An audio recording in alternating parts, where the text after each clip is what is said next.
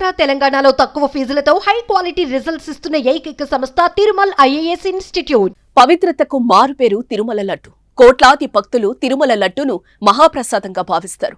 అలాంటి లడ్డు తయారీలో జంతువుల కొవ్వు వాడారనే ఆరోపణలు ప్రతి ఒక్కరిని కల్చివేస్తున్నాయి. ఇలా జరగడం ఘోరాతి ఘోరంగా భావిస్తున్నారు భక్తులు. ఇక జనసేన అధినేత పవన్ కళ్యాణ్ అయితే ఆధ్యాత్మిక పరంగా కీలక నిర్ణయమే తీసుకున్నారు. తిరుమలలో మహాపాపం జరిగిందని ఏడుకొండలవాడ క్షమించు అంటూ ప్రాయశ్చిత్త దీక్ష చేపట్టారు. గుంటూరు జిల్లా నంబూరు వెంకటేశ్వర స్వామి ఆలయంలో ప్రత్యేక పూజలు చేసి దీక్షను ప్రారంభించారు.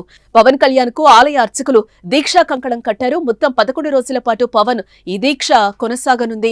దీక్ష అనంతరం ఆయన తిరుమలకు వెళ్లి శ్రీవారిని దర్శించుకోనున్నారు.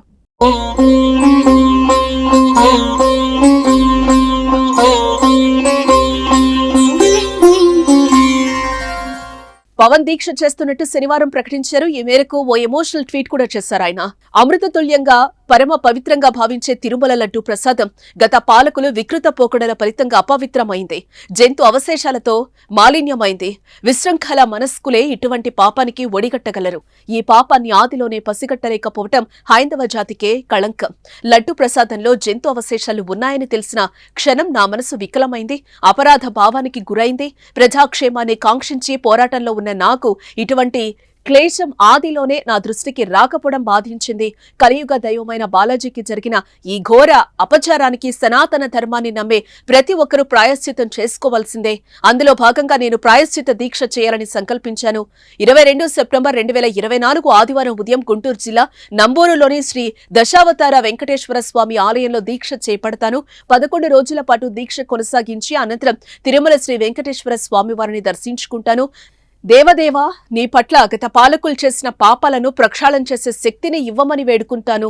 భగవంతుడిపై విశ్వాసం, పాపభీతి లేనివారే ఇటువంటి అకృత్యాలకు ఒడిగడతారు. నా బాధ ఏంటంటే తిరుమల తిరుపతి దేవస్థానం అనే వ్యవస్థలో భాగమైన బోర్డు సభ్యులు, ఉద్యోగులు సైతం అక్కడి తప్పిదాలను కనిపెట్టలేకపోవటం, కనిపెట్టినా నోరు మెదపకపోవటం. నాటి రాక్షస పాలకులకు భయపడి మిన్నకుండిపోయారా అనిపిస్తోంది. వైకుంఠ ధామంగా భావించే తిరుమల పవిత్రతకు, వేదాచారాలకు, ధార్మిక విధులకు కళంకం తెచ్చే విధంగా పెడపోకడలకు పాల్పడిన గత పాలకుల తీరు హిందూ ధర్మాన్ని పాటించే ప్రతి ఒక్కరిని బాధించింది. ఇక లడ్డూ ప్రసాదం తయారీలో జంతు అవశేషాలు ఉన్న నెయ్యిని వినియోగించారనే విషయం తీవ్ర క్షోభకు గురిచేసింది. ధర్మాన్ని పునరుద్ధరించుకునే దిశగా అడుగులు వేసే తరుణం ఆసన్నమైందని పవన్ తెలిపారు. చెప్పినట్లుగానే నేడు ఉదయం గుంటూరు జిల్లా నంబూరు వెంకటేశ్వర స్వామి ఆలయానికి చేరుకుని దీక్ష ప్రారంభించారు పవన్. 11 రోజులు ప్రాయశ్చిత్త దీక్ష పూర్తి నియమాలతో ఆధ్యాత్మిక ధోరణిలో పవన్ చేపడుతున్నారు. గతంలో కూడా పవన్ వారాహి అమ్మవారి దీక్షనైతే చేపట్టారు.